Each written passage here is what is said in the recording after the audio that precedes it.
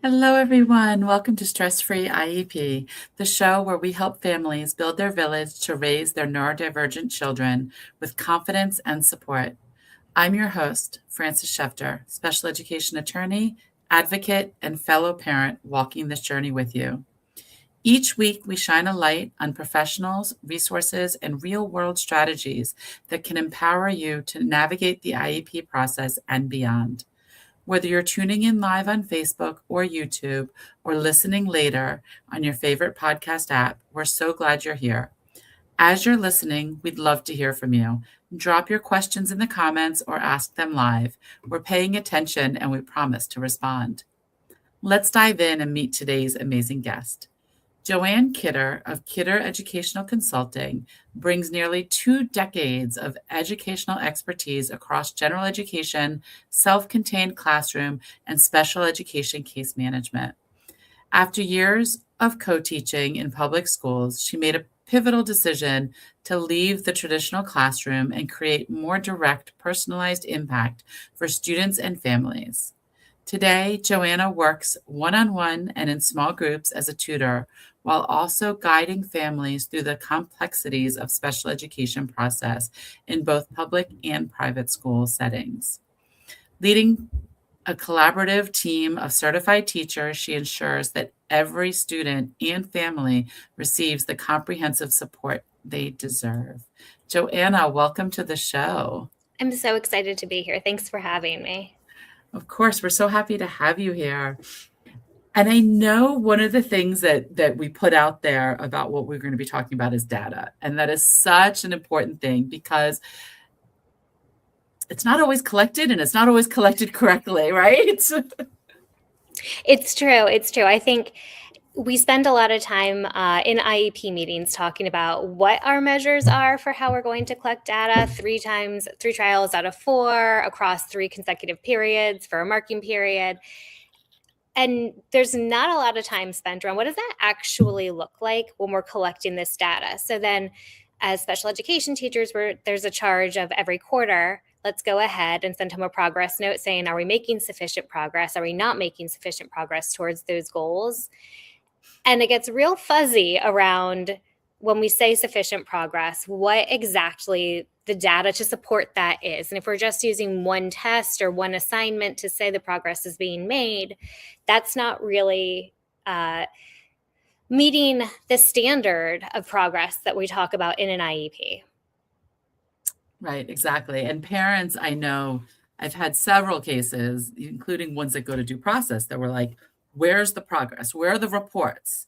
Unfortunately, the administrative law judge say, well, the information's in the IEP. And we're like, but where's the support where that information comes from? How do we know they didn't make up those numbers? Where's the actual checklist, spreadsheet, however you do it, to show that you actually did 4 trials and what percentage the child made?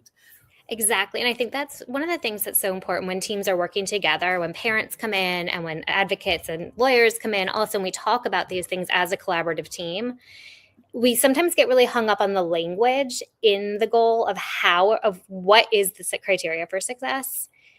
And then there's no conversation of what it looks like. And I think the teams that I've worked on both sides of the table that have been most successful are teams that talk about what are we doing in the classroom to evaluate these goals. What does this look like? So that everybody knows, the teacher knows what they're doing. And usually it's teacher driven, right? This is what I'm able to do. This is what this in a small group is going to look like when I'm collecting my data. This is what I'm looking for in observational data. This is how I will track it and where I will store it. But then the parent can also say at any point, I would like to see that data. You need to give me that data so that I can see how close we are to meeting that standard right now. And so that I can see if I do agree or I disagree with progress being made quarterly, where you're coming up with your definition of making sufficient progress from. I think often there's a disconnect from what parents are seeing and what teachers are saying when it comes to making that sufficient progress. And it becomes like a cherry picking expedition for like, what data do I have to show that progress is being made, which is so not the intent. The intent is at the offshoot or the beginning to say, this is the data we're going to use, not to backward map it and say like, this is the data that I have that shows it. Right. Right. And it's so true because you think of, and that's where I say, and I don't, it sounds wrong when I say the teachers are making it up because they're not, but they're overwhelmed and there's too much going on and they have Right. too much. And I like the idea if you said it, like, what is reasonable? What is reasonable to expect from you? Is it reasonable to do a Google spreadsheet that you can just throw numbers in? Is it reasonable? Let's develop the checklist for you. And so then you have it, teacher Right. has it. And you have then that Yeah. common language of like, this is what we're all speaking to and about and from. And there's no gotcha moments and no surprises. It's all just really transparent, which I think ultimately the person who benefits is the kid, right? Because the child is now truly being supported through authentic data collection. Right. And then there's been so many times, and I'm sure you've seen it also, that the progress report says making sufficient progress. Because I am sure somewhere down the road, because I know I was also, is that teachers are told you always have to put making sufficient progress or achieve. Never say not making progress. But then I read what's written, and I'm like, the goal is to count from 1 to 100. The child's counting from 1 to 10. How is that making sufficient Sufficient. progress? Right. Right? What's sufficient here? And it gets really tricky, I think, also in the older grades. So I worked elementary all the way up to 8th grade. And I think in the middle school, the trick also is that we have these IEP goals, and the people who are collecting data are not just special educators, they're general educators. And we send these forms out to gen ed teachers saying, here are the goals. Are they making progress? And the gen ed teachers often say no, because the goals don't necessarily match the curriculum. So a child who's working on still some basic arithmetic, basic multiplication facts as their goal, who's in an algebra class, the teacher's like, no, they're not making progress. They can't do anything in this class without a one-on-one. And then the special education teacher is left. Like I know when I taught in middle school, I co-taught English and I case managed 15 kids. And I never set foot in a math classroom. So I was only being given the data that the paraeducator and the general educator were giving me. And so when you don't have those conversations about like, what is this goal and what does this data look like? And then we are bringing it back to the gen ed teachers and the paraeducators and saying, this is what you are looking for when you say progress is or is not being made. And this is what the data tracking should look like. We're not using not MCAP, but we're not using MAP-M for every piece of data. We're not using your classroom assessment for every piece of data. If those are what we were using, this child wouldn't have an IEP. Right. Because they'd be at grade level. So I think, yeah, it's really having those conversations and fleshing them out. And unfortunately, because special ed in most districts right now is stretched so thin, the ability to have those conversations as a special ed team outside of an IEP meeting is really limited. So I think it ends up being the most functional when teams and parents are there to say, like, what are we doing? And then parents also, number one, fully understand the data. And number two, are involved in feeling like the data being gathered is appropriate. Right. Yeah, and that's something I always advise parents also especially when it comes to behavioral data and things like that. I'm like, you all can start collecting your own data. How many times is the teacher calling you? What is the teacher calling you about? I always say, like, keep either a pad of paper or a calendar, however you want to do it. Just write down date, time, teacher called and said XYZ. Because then when the school tries to say, oh, they're making sufficient progress on their behavior goals, you can say, whoa, wait a minute. Last month, I got 16 calls. This month, I got 20 calls so far. Right. How is this making progress? Right. And you have your own data that supports that the child's not making progress. And it was easy to collect. That's my other favorite thing to sort of talk about is like, sometimes we get the technology piece. Sometimes like technology is great for so much, But I often find that it's a barrier for teachers when it comes to collecting data, because it feels like I have to be either I have to like stop my instruction to walk over to a computer, or I have to like have like my iPad right next to me, and they get very like frazzled. I'm speaking again about like when gen ed teachers specifically are Right. working, because they also are collecting data. My favorite way of collecting data, specifically behavioral data, is I would take the really fat masking tape and fold it Mhm. over on itself so that there was none of it was sticky. And I would make a bracelet for myself, and I would just time it. Like I would write down 9 o'clock, 9:15, 9:30, all the way around my wrist, and just tally while I was teaching. I didn't have to stop my instruction at all. And then later it gets put into a spreadsheet or a Okay. data piece for like everyone to nicely look at. But it doesn't have to be beautiful data from the get-go, right? A calendar next to you that you're ticking things off on, a masking tape bracelet that you're putting a tally mark on, all are collecting data, the same as if I put it beautifully into a drop-down tabbed data sheet on Google Drive to start. Right. And I think about it back in like my teaching days, and I remember like what winds up happening when you haven't collected the data all along and like, oh, I got to write this progress report. What comes to my mind is what's happened in the last week because Yeah, that's fresh, right? And so that's what I'm writing is making progress or not making progress. When you take that step back and look at it and look at everything, it's like, whoa, wait a minute. No, yes, last week was a rough week, but leading up to that week, the child right. did XYZ. One of my favorite things to say is like progress isn't linear for any of us, right? We all take two Right. steps forward, one step back. So to like hinge your making progress or not making progress on 1 week or even 1 month, when there are other factors going on, like the beginning of the school year, all data always either looks terrible or great. It depends on how your kid is coming in. Either they're like ready to be back in school, they're refreshed, you've got a nice honeymoon period, and you're like, why is this goal even here? Or Mm. they come in and you're like, this goal is not achievable. They're so much lower than this goal right now. And then you have like a nice little period there. I feel like at the beginning, like once the Jewish holidays have passed and we're sort of in a groove until winter break.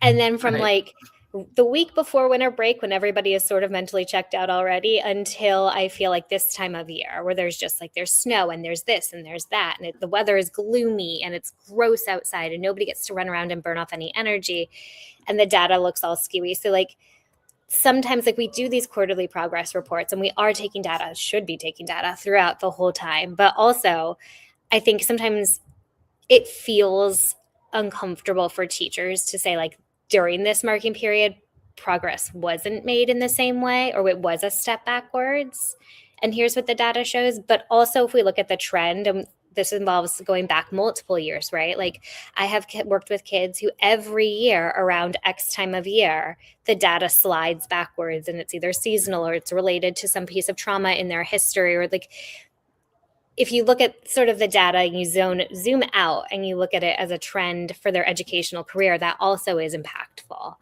Um, Right. but again, you can Which only do that if somebody has kept valid, accurate data. Right, exactly, and that's usually where the problem comes in is that they're not, and I love the idea that you say of, well, what is that really gonna look like for the teachers? And kind of like us telling developing it, and then this case manager can go into the teacher and be like, "Hey, here's a checklist. Right, On this date, this date, this date, if the child's here, do XYZ." And then it's nice and easy for the gen ed teacher. They don't have to think about it, and it's actually done. right. And the parent feels good about knowing what it is too, right? Right. Sometimes I feel like because IEP and special education is its own language in so many ways, and we throw around all these acronyms and we throw around all of these like terms, that sometimes parents get a little lost in what is this data actually representing. So again, when it's developed at the table, everybody knows. And it's also a chance. I mean, special education teachers have a really hard job right now, and they are spread really thin. And collecting, if your child has 5 goals that they're collecting on, and you multiply that by the 15 kids on their caseload, that's a lot of pieces of data to collect. So when you have these conversations at the table, you're also having a chance to talk about what is a reasonable way to be collecting this data. And is it a goal that, like, if a parent were in the classroom, is this a way that you could collect the data? Because if we're asking them to do something sort of that requires 100% of their attention when they have 15 kids to give 100% of attention to, that gets dicey also. I think one of the things I work really hard on when I do advocacy work with parents is understanding that nobody goes into special education because they want to not do the job, right? Right. And so it is every parent's job and every advocate's job and every special education lawyer's job to go in and represent this child as though they are the only child, because to you, they are your only child. But to the teacher sitting at the table, their charge is for 15 or 20 or 30, depending on what county we're in. And so just thinking about is this piece of data, how can we capture it in a reasonable way? Not that it shouldn't be captured, but that maybe it doesn't look the way that we all envisioned it in like the gold star standard, because that would require so much that just isn't there to be gotten, if that makes sense. Right. No, 100%. And you're right. Like, good teachers leave teaching because it's not about the kids. You know, That is a why lot I of us. walked out. Me too. It stopped being about the kids, and it was like, I'm not making the difference anymore. And it's, you know, I was lucky enough, and you were lucky enough to have that luxury of being able to do that. Not everybody is, but yeah, I mean, and I know for me going into IEP meetings, I always like make it very clear our focus right now is this child and how we all can support this child, and how as a team we can support each other in the jobs to support this child. 100%. Yeah. And I mean, there's been times I've said at IEP meetings, like, I'm not asking you to do something that I didn't do myself when I was in the classroom. You know, like, this isn't a ridiculous ask, which helps a lot. I know, which I'm sure it helps for you too when you're sitting at IEP meetings. Yeah, no, it's okay. Life happens. I've had my kids walk in. So, yeah. I mean, I think, right. From outside of the school system, our job 100% is to be focused on what this child needs and centering this child. And I think it gets just dicey in those meetings sometimes, and you have to, I think, work in a collaborative spirit around all of these things, which again is why I love talking about the data collection piece in the meetings, so that everybody sort of is involved in puzzling this out together. And so it's good. There's nothing more frustrating, right, than getting data where you're like, what is this? This doesn't make any sense. right. Yeah. Or like, I've gotten data before that it's like, has done XYZ 50% of the time in 3 out of 4 trials. I'm like, oh, okay, that's XYZ, but the goal was ABC. So Right. what is this? Like, how is this Right. useful?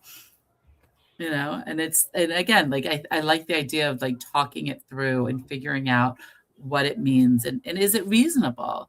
And I think that also helps to make goals more appropriate, because if a team is sitting there going, I don't know what the data would look like, then you clearly don't have a good goal. Right. Right? Because like, if you can't say, oh, on Mondays, I'm going to look at this and check off when that happens, or something of that sort, or I'm going to do an assessment every 2 weeks to see where the child is, or something of that, then what are you collecting and what's the goal?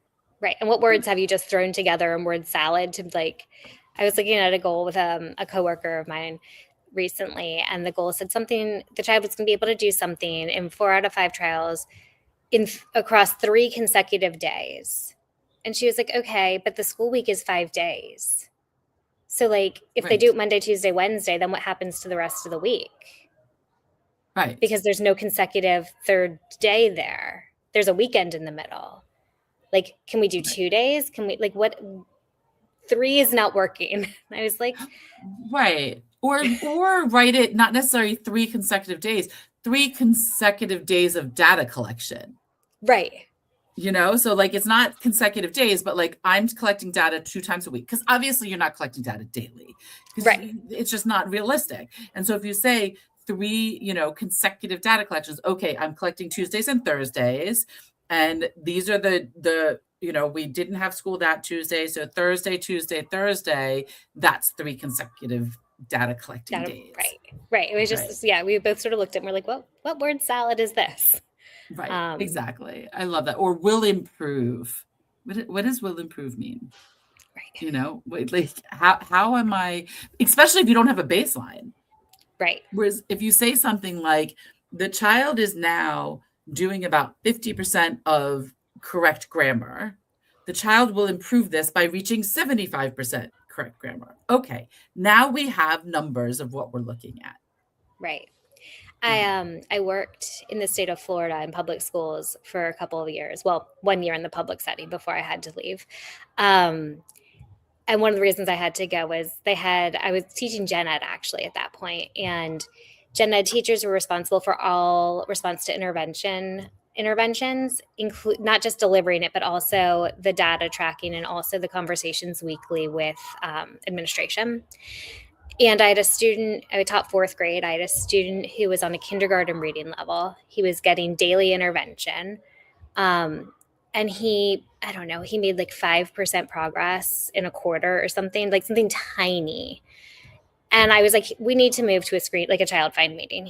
This child needs an IEP. I'm with him all day. He needs an IEP. Right. And my administrator said, but he made progress. And I was like, he went from knowing like how to read 5 words to knowing how to read 10 words. What do you mean he made progress? They were like, well, your data shows. And I was like, I mean, it would be impossible to make no progress when you're getting one on one daily intervention.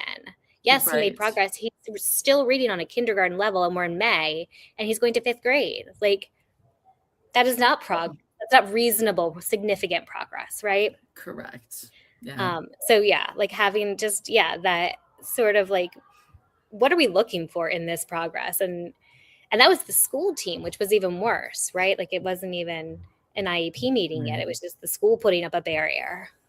Yeah, they're pre-meeting that they're not predetermining anything though, right? Well, and that parent wasn't even involved in that. I mean, I ultimately, Yeah. because this is the person I am, and this is why I left public ed, emailed the parent, was like, you need to request a meeting. It needs to come from Yeah. you. It needs to be in paper. It needs to be CC'd to all of these people, and these are the words you're using. Yeah. Yeah. And he had an IEP by the time we left fourth grade, but Oh, good. Yeah, but and that's the same thing that I had when I was teaching is that it just the kids needed certain things, and for whatever reason, administration gave pushback or central office gave pushback or things like that. And I don't blame the person in the position per se because we all have bosses in those, that we had to respond to, and so if as a teacher my boss is telling me I can't do this unless if I do that, I'm going to lose my job. And so right. we don't want to do that. And then the principal has their people that they're responding to. And so it's just this whole hot mess of government agencies of taking away from the child. Yeah. And from the special ed teacher, the one that's in the building, right? Because that's the Right. person who's ultimate. At the end of the day, that's the person who has the charge of educate the child. Yep. Um, And that's the person that's thrown under the bus the most. yeah. We never said that. What are you talking about, teacher? Right? You must have Yeah. misunderstood me. It Um, is a tough job. It is a super tough job, and it is. part of why I always feel like when I work with clients and go into IEP meetings, that it really I really try and make it as collaborative and like non pointing fingers as possible, because like I said, nobody's going into that job to be like, I really want to actively harm children and not meet their And make them needs. fail, right? And that's I do the same thing. Like even when we're saying that it's not working in the school, I'm always very, very clear and I start with you all are doing an amazing job. You guys are doing the best you can with the resources you have. You just don't have enough resources to meet this child's needs. So it's never about you teacher aren't doing it, you can't do it. It's always you're doing what you can and it's just not enough and that's not your fault, it's just resources. And so now let's look to where can we get more resources? What is this that we need? Right. Or how can we use the resources that we have in the most effective way, right? Right. Yeah, more Instead of efficiently. having, and sometimes I think that means reducing, like really zeroing in on what goals are we looking at and collecting data around, and really focusing on, like, if we're looking at tiers of goals, what do we need to achieve before we can get to that next tier? Yes, it would be nice to have that next other goal in there, but if we really want to hit these goals and make progress here and have solid data here, maybe we have to let go of our tier 2 goal for a marking period or a year. We can always have an amendment meeting and put it on there when we start to see some progress being made. Right. And that's where looking at the goals and supplementary aids, obviously we want to work and improve on everything, but that's not realistic. Right. You Right. know? Right. The coworker I was talking to, who had that goal with the 3 days, the child was a kindergartner with 11 goals. I was like, oh my God. A kindergartner with 11? I couldn't have 11 goals, right? Like, how do you can't say No. to a young child, there are 11 things we're going to be working on really No. intensively. Let's That's pick like 4 maybe, or insane. 5 that are I mean, the must do's. And when we start to make progress on the must do's, we can start to add the may do's back in. right. And I mean, like thinking about it, yes, you should probably have a goal in each area that's affected by the disability, at least one. But if there's 11 areas affected by the disability, that's not reasonable either. And so let's look at, and I think that's where the thought process of what's the main disability code comes in place. Like, what do we need to get a handle on that maybe the other stuffs won't be impacted as much? Right? Like, so behavior or self-management or executive functioning. A lot of times when you focus on those, all of a sudden there's not as many issues in English or math because that was the problem and that's what we addressed.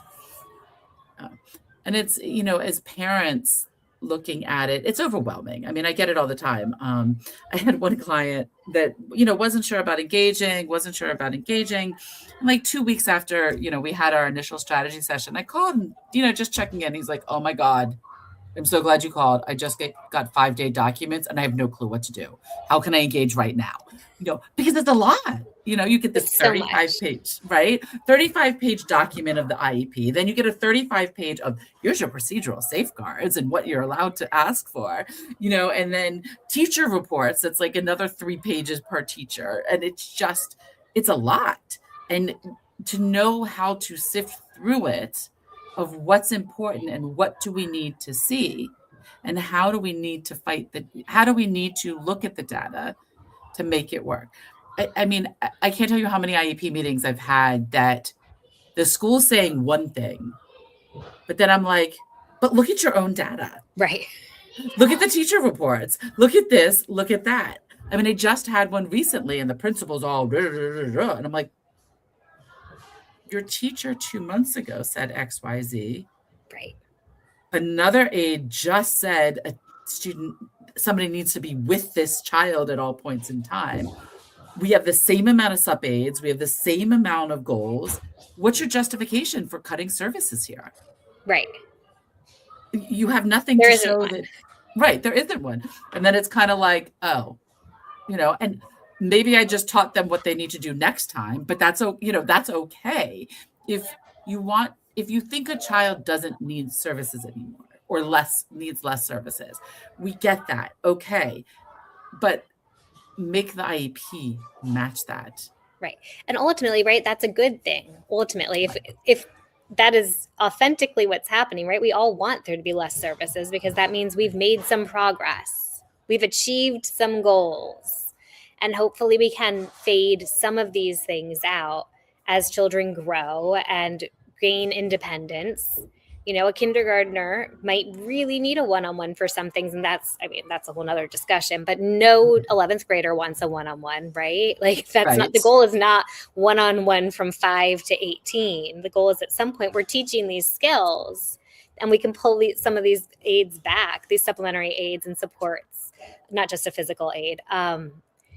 And give them, say like, yay, we've mastered some of these skills and you don't need as much support. You may always need some support in some areas. We'll follow the data. We'll see what the data says. But we don't want you to never make any progress and always have to hold on so tightly to all of these things. Right. And but that's also that I always warn parents to be careful about when a school says, well, they met all the goals. They don't need an IEP anymore. Oh, Right. you know, Not that. no. And then I've had schools say things like, well, they're meeting all the goals and they're doing so well. So what do they need the IEP for? And I'm like, that's The like IEP is saying, why. right. The why is That's like, yeah, that's why, like saying, and I use this often, that's like saying somebody with no legs in a wheelchair can get from A to B. So since they can get from A to B, they don't need the wheelchair anymore. right. And then Right. all of a sudden, like you see the light bulbs go off. I'm like, yeah, why is he making progress? He's making progress because we have all those supports. Yes, he's making progress. Yes, it looks like he's close to catching up. But if you rip that all away from him now, what's going to happen? Right. We're going to slide backwards. Right. And Right. I make that similar analogy with glasses, right? Like I wear contacts and glasses. And so I'm a very functional human that can see things and drive and work. And, I'd be really in a lot of trouble if you put me back 500 years, I think. But if I didn't have that, like that's not changing my eyesight. I still have a vision impact that I'm going to have my entire life. And I can fix it. And I probably don't need when I was younger, I needed a lot more. We had to go in more frequently for eye checks. And now I'm an old person and probably will have to start going in again more frequently. But there was a period of life where I only had to go in, once a year or whatever, because we were able to loosen some of that up. But it didn't mean that my eyes actually were healing themselves or getting better. The problem was still there. Right. And so, yes, I give the same thing. That doesn't mean the IEP is not useful anymore. It means it's doing its job. Right. Exactly.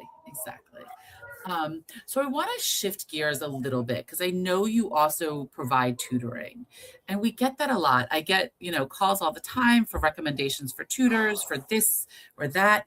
Like what should parents be looking for, and how do they know if the tutor is the right match? I love that you asked that question. I think that it is so important for parents to know what their goal is out of tutoring before they go into hiring a tutor. There are so many tutors out in the tutoring world. Many of them are certified teachers. And not everybody is doing what's going to move children forward, right?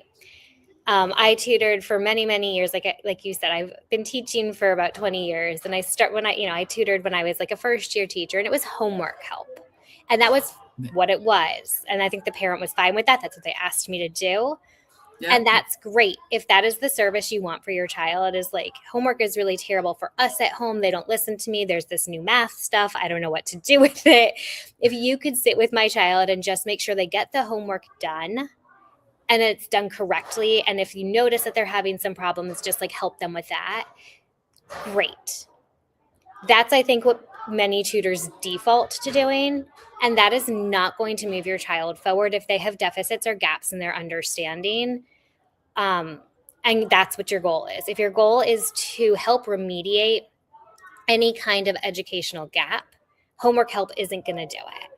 So I think it's really important when parents are talking to tutors to ask, like, how are you figuring out where to start with them? What material are you starting with? And how do you know that's the right place to start? Data. How are you going to monitor the data that you're tutoring? How are you going to communicate that data and monitoring to me? How will you know when it's time to move on? All of those are like things that are not just like, let's rip your homework out of your backpack and sit and do that. And I think if you're not, most tutors I think are pretty good about adding some time at the end to talk to parents, especially if it's in-home tutoring. But if you're not having regular communication with your tutor about progress and data, then again, it's questionable what's happening with your child. Similarly to an IEP, maybe because I've had my feet in both worlds, I look at it very similarly to providing small group instruction or differentiated instruction, the way I would as a special education teacher, where like I need to know not just what are you doing in the classroom, and mom or dad or whoever is you're living with also needs to know what we're doing. I have one little boy that I tutor who we've been working on, he's in an upper elementary grade, and we've been working on fact fluency within 20 for the whole year since August. And we have made progress. We've gone from 10 to 20. But I chatted with mom last week and I was like, number fluency, number sense, place value, which is what we're doing now, is one domain of all of the domains in math. I think he's making progress. I think he's getting there. I don't want to take it away. But I want you to tell me, are we moving on from this? Because I could spend the rest of the year here with him on this.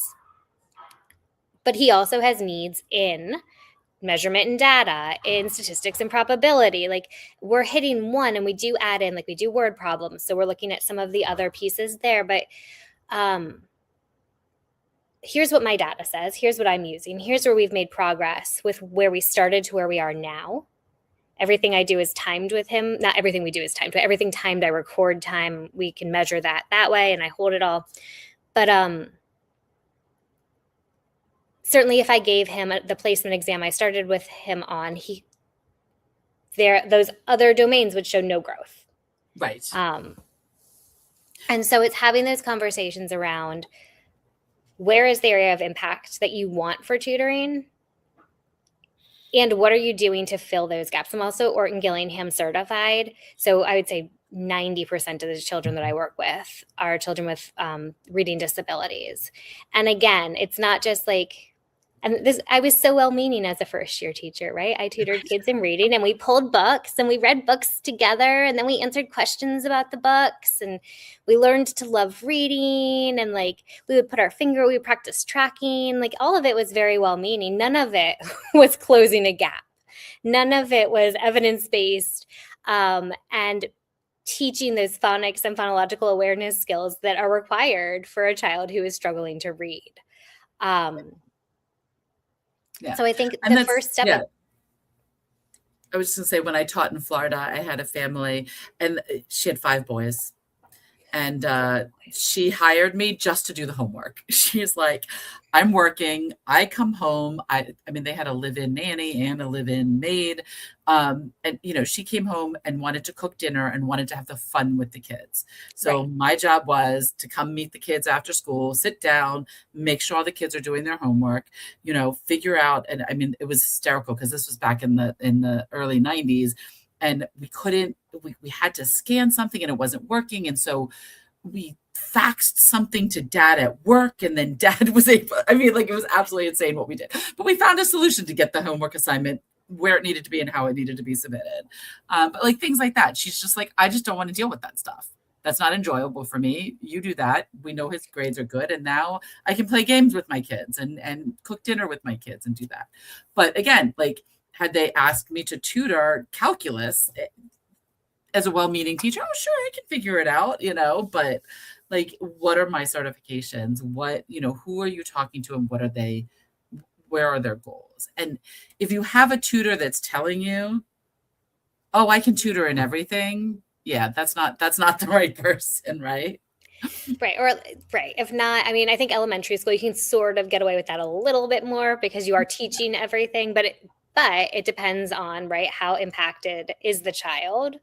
Most elementary school teachers are not certified in Orton Gillingham or Wilson or another evidence-based strategy. They're just sort of doing, right, like what they would do with a child who is in their classroom and there doesn't get special education services. And maybe that's enough, right? I think it's really that first step. And I think what I've noticed in my practice is that many parents, it's hard to find people who you feel like are qualified and to screen them and to make many phone calls. It's a time-intensive process. So if the person you're speaking to, you feel like is competent and sounds nice and sounds like they know what they're doing and has a lot of experience, often people are like, that's the first person I spoke to, check, done, I like them. Right. But sometimes before you have that conversation, you really have to be clear, I think, in your goal as a parent around what am I looking for from this tutor? And do they have the qualification to get me there? Because there are wonderful general education teachers all across the country who would do great with children who don't necessarily have gaps or deficits or disabilities. And if that's what you're looking for, then your job got a lot easier looking for a tutor. But if you have a gap that you're looking to close or a significant need or deficit, or honestly, a significant behavioral challenge, you have to really look for somebody who has experience and training and certification in those areas specifically and can talk specifically to what their training around those things has been. And again, what are they going to do to identify where your child should start, figure out how quickly to move. And some of it, is getting to know the client as you go also. I have a little girl I've been working with for a couple of years, and I know we just got to Schwa Sound in Orton Gillingham, and I was like, you're going to hate this. I know you're going to hate this. It breaks all the rules that we've just spent a year and a half talking about. We're going to go so slow. We're on like week 2 of it. And that just is, for her with this particular sound, like that's not the rate of progress I would typically tell a parent I'm going is like 1 sound for a month. But given this child's personality, that's where we need to be. So yeah, I think all of those pieces really need to be figured out before you start speaking with tutors, so that as soon as you don't get an answer that you're looking for or something doesn't quite jive or fit, you can say, okay, that was great, and that's enough, and you don't have to continue that conversation. It's one of the reasons I only have special education teachers or gen ed teachers who are Orton Gillingham certified work as on my team, because I want to make sure that we are delivering a true package of support to meet a need and not just let's finish your homework. Right. No, it's so true. And then, I mean, also, like, my suggestion for parents would be like, check in with the service provider after a month. And if it's not working, or if your child doesn't, like, I hate tutoring, that's not a good fit. Right. And there's nothing, and a good solid tutor, somebody that is, secure in themselves, whatever, will know, like, yes, we're firing you. We're not firing you. It's just not the right fit. We need to go into Right. somebody else, and a good tutor will know, you're right, I don't feel it either, it's not a good connection, let's move on to somebody else, here's some recommendations. 100%. I might even ask, in your initial conversation, like, how will you know if this is a good fit? How would you let me know if it's not? And what would how would we terminate whatever contract or place that we're in terms of structuring that? Because not every tutor is great for every kid at every time. That's the other piece too, right? Like, when I worked in MCPS, I worked with students with emotional disabilities, and I was really good at it. I don't often give myself huge pats on the back, but I loved those kids. I was really good at it. When I came back from maternity leave, those were not the kids I connected with quite as well when I was like sleep deprived and figuring out a new, like, how do I parent and teach and manage my behaviors. Right. And keep me self-regulated. Right. So like, you aren't always the best fit for every kid at every time, and Right. the parent should be able to know that you're and trust that you're going to be able to say that to them. Yeah, that's so important. Like, I was going to do it before we wrap up, but I think that's like the perfect before we wrap up, like make sure you're checking in that it's the right fit and the right match, because that's so important.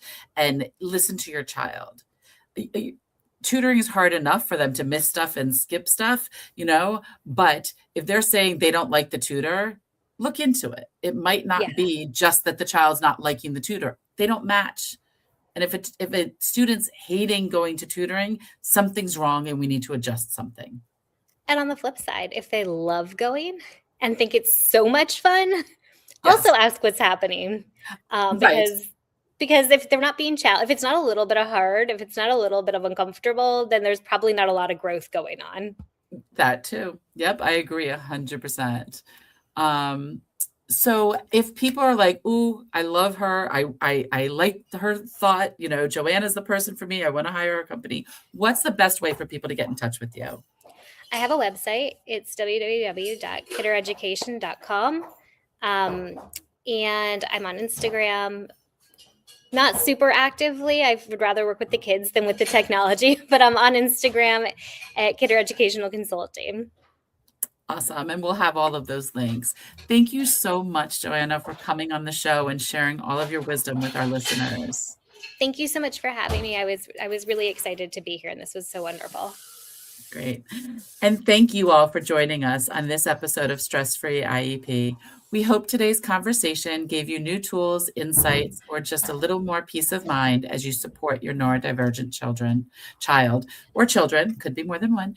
Don't forget to subscribe so you never miss an episode. And if you found this episode helpful, please share it with someone in your village. Next week, we will have episode 134, Neurodivergent, Not There. Dr. Matthew Zakrisky on ADHD, autism, giftedness, and mental health.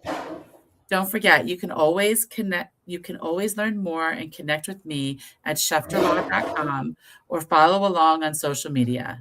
Until next time, remember, you do not have to do it all alone.